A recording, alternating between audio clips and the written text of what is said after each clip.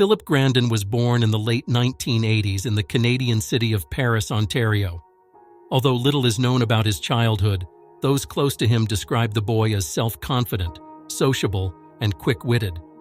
Philip was always one of the best students in school and even received a scholarship to study in middle school.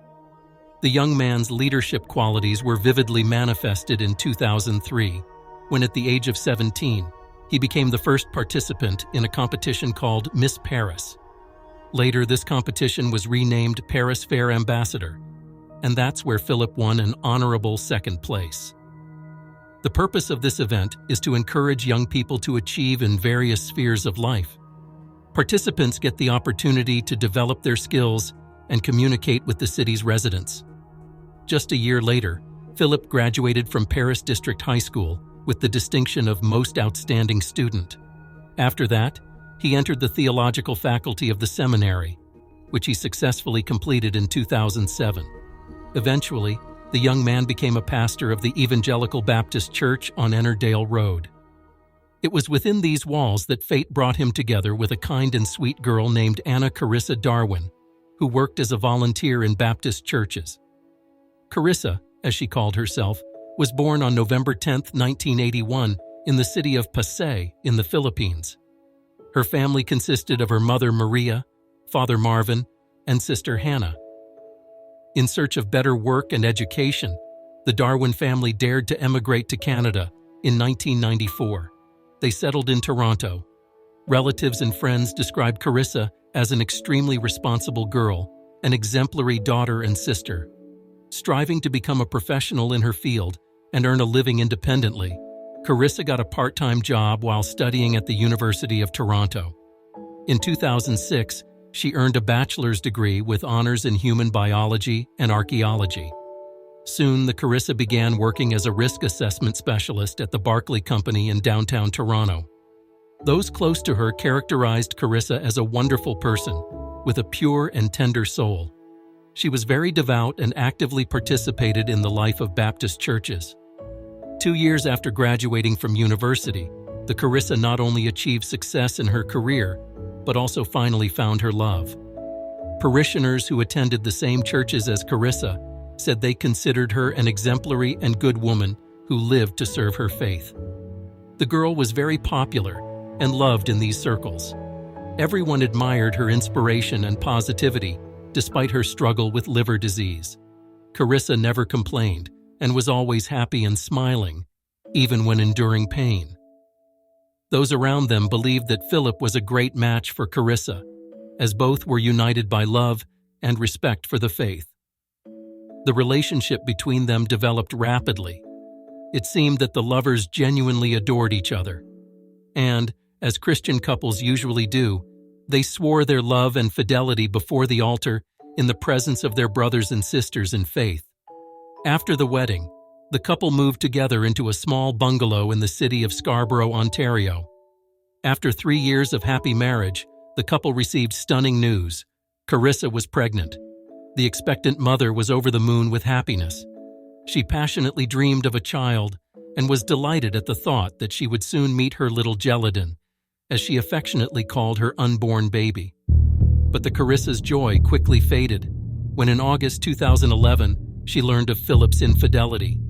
The man was having an affair with a woman Karissa considered her friend. As if that weren't enough, the homewrecker turned out to be a parishioner of the same church where her husband was a pastor. And to top it all off, Karissa made another discovery that completely shattered her world and undermined her dreams of a happy family with Philip. It turned out that her spouse had an addiction to pornography. So not only was the man cheating on his wife, but he was also violating the commandments of his religion while holding the position of pastor. Despite all the pain, the always gentle Karissa was ready to forgive her husband and take him back. She loved Philip more than anything and wanted to continue building a family with him. The girl even found the strength to forgive Karissa with whom he had cheated on her. But forgiveness alone was not enough. Not wanting to sit idly by, Karissa dared to seek help from a church mentor named Stephen. Philip and Karissa had known him even before the beginning of their marital relationship. The girl told him that her husband had a physical and emotional connection with another woman. a parishioner of their church. In response, Stephen offered to help them through couples therapy. Philip agreed and seemed to sincerely want to stay with his wife and return to the righteous path. But in reality, it was not so simple. The man's actions had consequences, and it was impossible to fix the situation with a wave of a magic wand. At one of the therapy sessions the couple attended every Thursday, Stephen advised Philip to renounce his position in the church. The main argument was that his behavior did not correspond to the role of a pastor and spiritual leader of the community. At the same time, Stephen asked Philip how he could give advice to others when such a fierce struggle between faith and carnal desires was raging inside him. He also noted that from all perspectives, it was wrong to be a pastor of a church that his mistress continued to attend. Moreover, in Stephen's opinion, by giving up his job as a priest, Philip could avoid temptations and devote all his energy to his family. Despite his annoyance at such advice, deep down, Philip understood its validity and did not dare to refuse. In the end, he agreed to leave his pastoral work. When it was revealed during therapy that the man also had problems with pornography, Stephen again insisted on decisive measures. Since Philip seemed unable to control his base instincts, the only way to prevent him from accessing such content was to install a filter on his computer. And this time, the advisor urged him to focus on restoring his relationship with his pregnant wife. Philip seemed to have repented of his actions and heeded the pastor's instructions. He gave up his position as a clergyman and got a new job as a nurse and administrator at the Neal's Place nursing home. But despite the appearance that Karissa had managed to mend their relationship, the reality was far from ideal. As it turned out, Philip had not broken off ties with his mistress at all, but simply carefully hid his tracks. He regularly met with his paramour, each time choosing cozy nooks in the interior of his own car for these passionate rendezvous.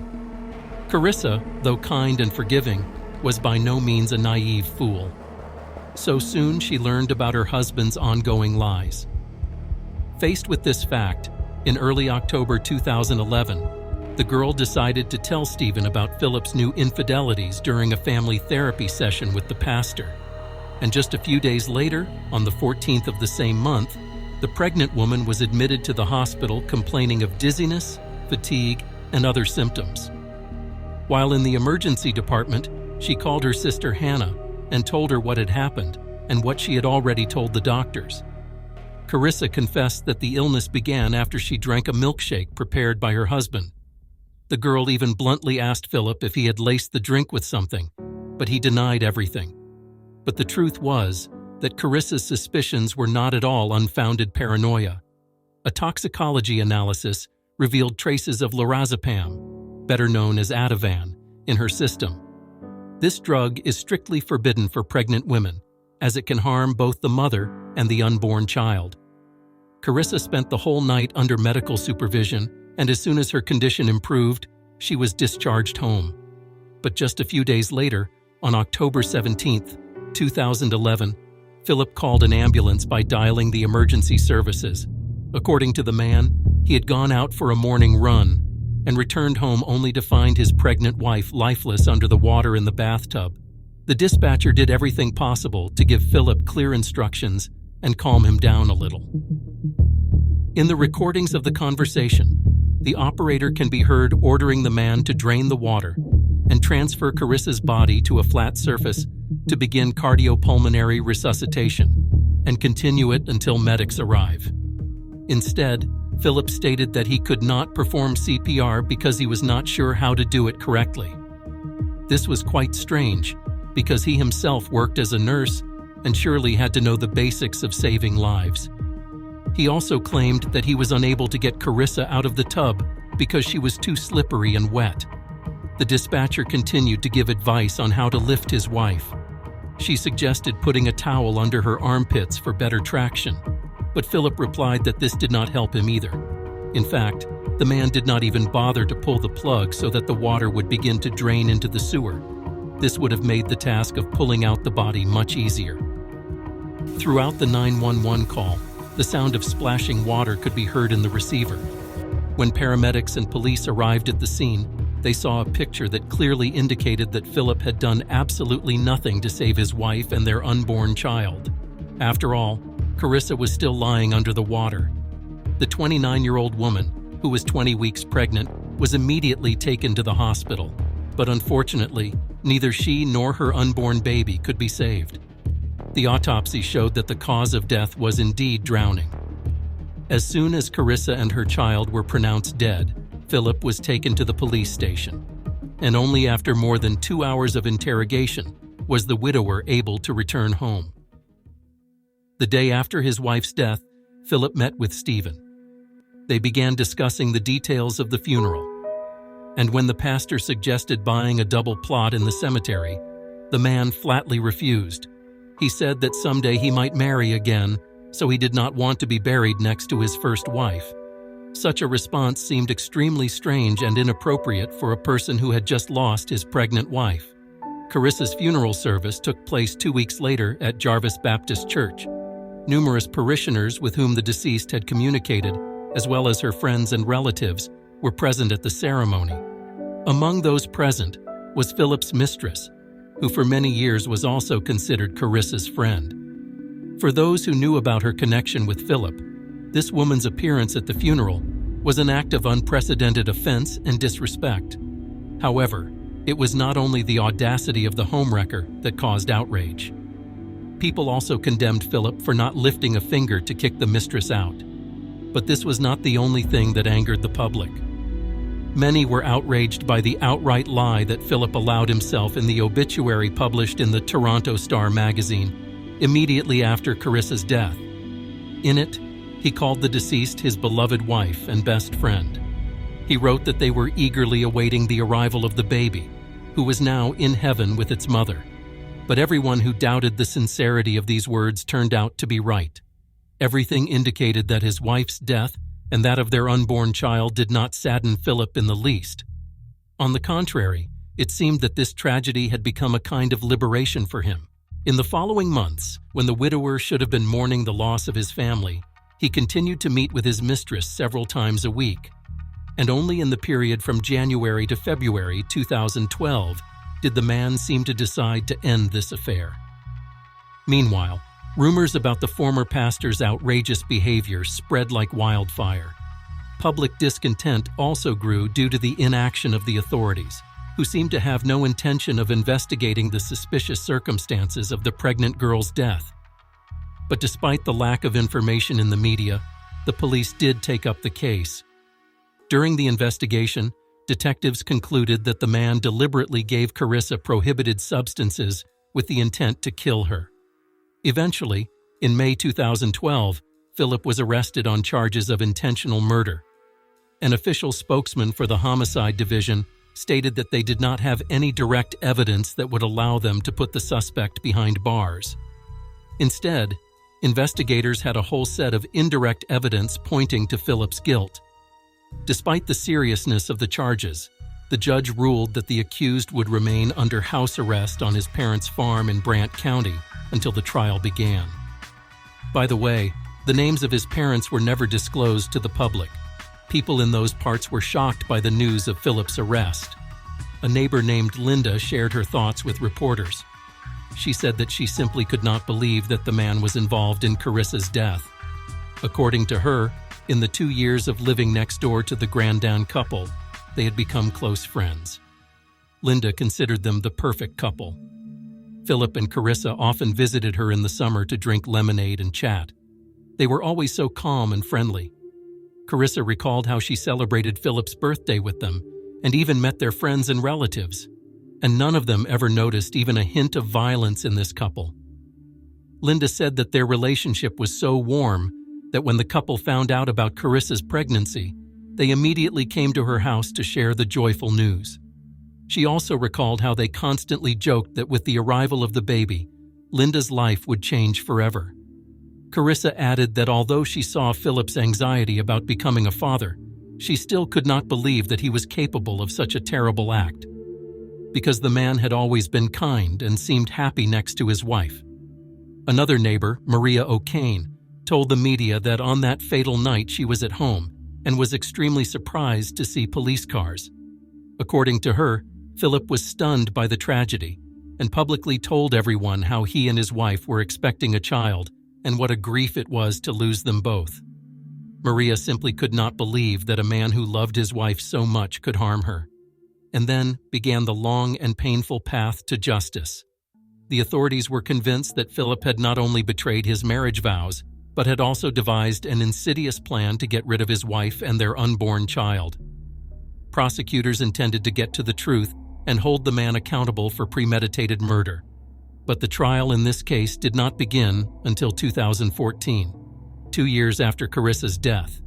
The prosecution argued that the nurse and former pastor Philip had given his wife a drug that acted as a sleeping pill, and as soon as she became helpless, the man carried her into the bathroom and allowed her to drown. The probable motive was said to be Philip's desire to get rid of the bonds of marriage in order to be with his mistress, a former parishioner. It was only during the trial that her name became known, Aline Florentino. Throughout the hearing, Philip did not admit his guilt and insisted that his wife either committed suicide or drowned by accident. However, the amount of evidence gathered against him was staggering. Testifying in court, Dr. Irwin Gore stated that since Karissa became his patient in 2002, he had never prescribed her either tranquilizers or lorazepam. Karissa had been under the supervision of this particular family doctor for a long time, so it was extremely strange that she had never needed such medications before, and then suddenly they were found in her body.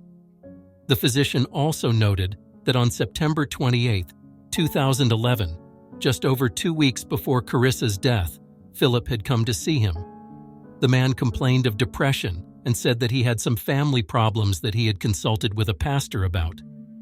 Dr. Irwin recalled that Philip then confessed that he was not sure if he would choose Karissa again if he had the chance to marry again. The court also heard testimony from obstetrician Howard Berger. The doctor unequivocally made it clear to those present that he had not prescribed the medications found in the victim's body. The testimony of both physicians played a crucial role in reinforcing the prosecutor's position on Philip's involvement in his wife's death. The prosecution also presented to the court the results of the toxicology examination conducted after Karissa's death. They showed the presence of lorazepam in her blood. The results of blood tests taken a few days earlier, when Karissa was hospitalized for disorientation and drowsiness, were also presented as evidence. That test also revealed lorazepam in her system, albeit at a lower concentration than at the time of death. The judges were also told that Karissa herself suspected foul play when these symptoms appeared. On October 14th, while in the hospital, she told her sister about her certainty that it was Philip who had drugged her with prohibited substances. The prosecution insisted that the events unfolded according to this very scenario. Karissa's hospitalization on October 14th was a kind of rehearsal for Philip of the planned crime. This incident allowed him to determine the necessary dosage of the drug to increase it to a lethal level 3 days later. Prosecutors argued that the man had been hatching his insidious plan for at least a week. To confirm this, they disclosed information gathered by the police computer service. Experts found in the search history on Philip's computer that on October 10, 2011, a user logged in from his account was interested on the WikiAnswers site whether 100 milligrams of Ativan would be lethal. The same specialist testified that on the morning of October 14th, just when Karissa was being treated for poisoning, someone on Philip's behalf was searching the internet for information about treating an overdose. And just 4 hours after his wife was discharged from the hospital, someone from his profile was again Googling information about lorazepam. To reinforce their theory, the prosecution called Philip's former boss to the stand. He was to explain how the nurse could have obtained a prescription drug. The administrator of the Niels House Center, Catherine Fior, said that Philip worked for them as an assistant to the senior nurse. He dispensed medications to elderly clients and was responsible for disposing of excess drugs. In this regard, a Toronto police computer expert also testified that during a search of the suspect's laptop, he found a report dated June 2011 about medications prescribed to residents of Niels House, among which lorazepam was listed. Thanks to the computer seized from Philip, detectives learned another important and alarming detail. The court was told that during the emergency call to the police, the suspect claimed that on the day of Karissa's drowning, he had gone for a run and only returned home at 10:45. But it appears that the adult content filter installed on his PC was turned off about 40 minutes before the specified time. This proved that Philip had actually been in the apartment the entire time while his wife was taking a bath, and that he had lied about his whereabouts. The testimony of the pastor's former mistress did nothing to portray Philip as an innocent man.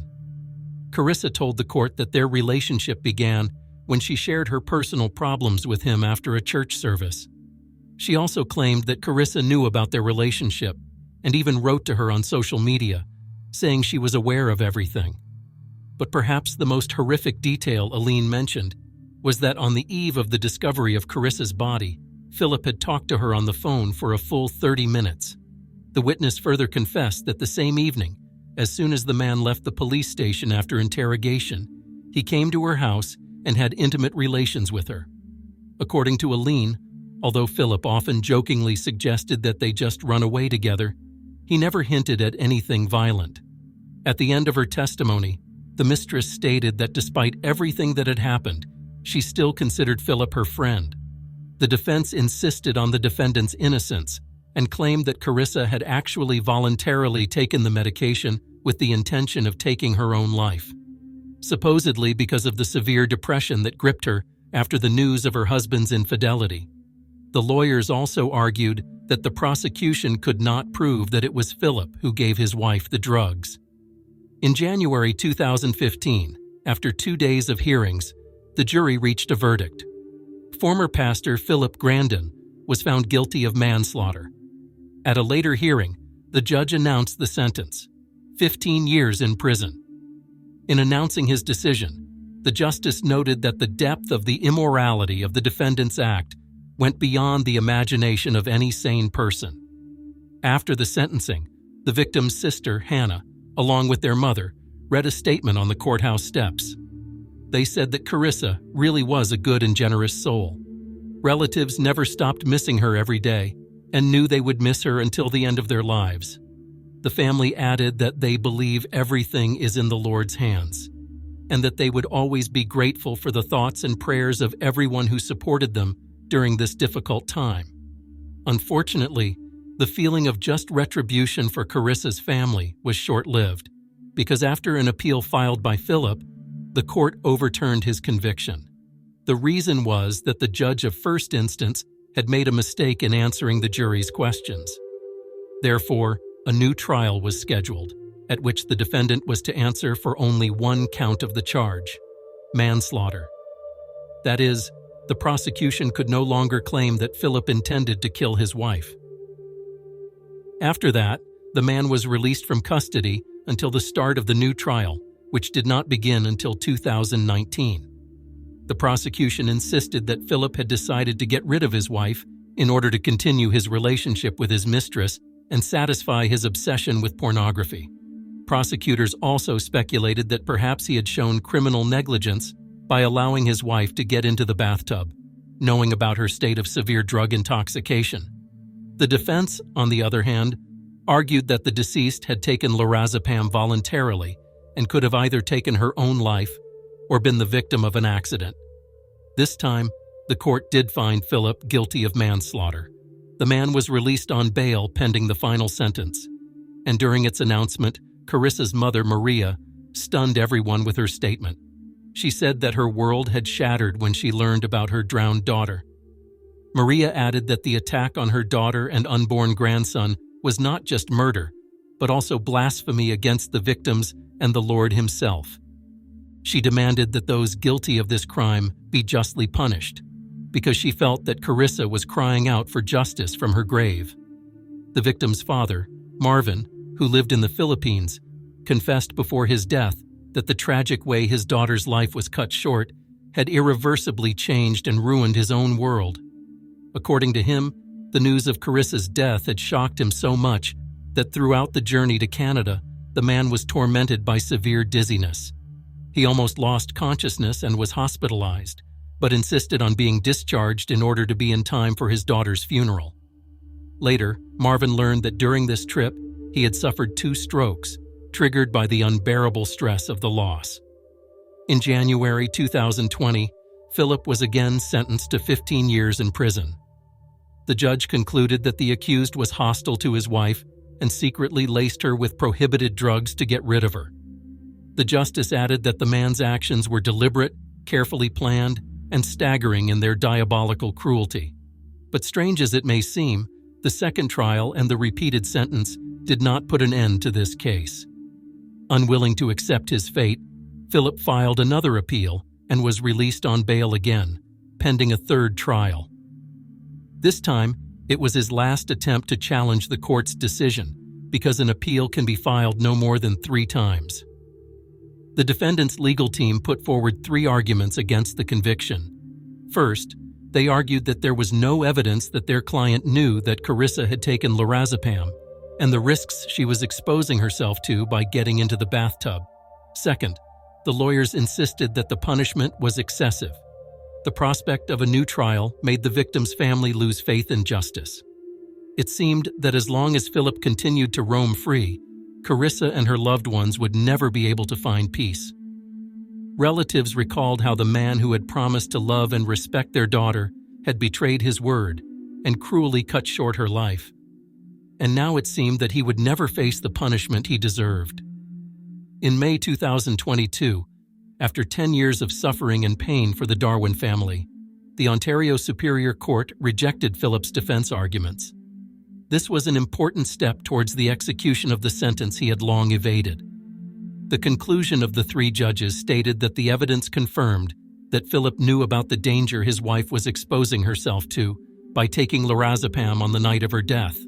Therefore, the justices found it quite reasonable to assert that the man was aware that Karissa had taken the medication on the day of the tragedy as well. After all, she was bound to exhibit the same sedative symptoms as 3 days earlier. Logic and experience as a nurse should have told Philip that his wife had taken the drug again. And knowing about the serious side effects, he was obliged to intervene as soon as he learned of her intention to get into the bathtub. The judges also recalled that the defendant had a nursing degree and worked in a nursing home where, according to the evidence, these medications were prescribed regularly. So he surely must have known about the well-known risks of taking them. Having made all these arguments, and stating that the defense's position was absolutely groundless, the court upheld the sentence of 15 years in prison. As soon as it became known about the final decision to send Philip to jail, Karissa's sister Hannah made a statement to the media. She said that it was a real relief for her and her family to learn that the murderer would finally be in prison for the crime for which he had been found guilty not once, but twice. The girl added that the judicial system should send a clear signal. Victims of domestic violence matter. And if women and mothers could not be protected from violent actions, then at least the criminals should be held properly accountable for it. Hannah stressed that the person involved in her sister's death had resorted to various procedural tricks to delay the inevitable as much as possible, whereas Anna Karissa Grandin never had a chance to appeal because her own husband had sentenced her to death, acting as a judge who was too cruel and unfair. Since Karissa passed away in October 2011, an endless nightmare began for the Darwin family. And this tragedy struck them after all the trials they had overcome by moving from the Philippines to Canada. They came to a foreign country, full of hopes and dreams for a better future. But unfortunately, Philip crossed their path. When Karissa first met him, none of her loved ones could even imagine that behind the mask of a pious man hid a dark essence.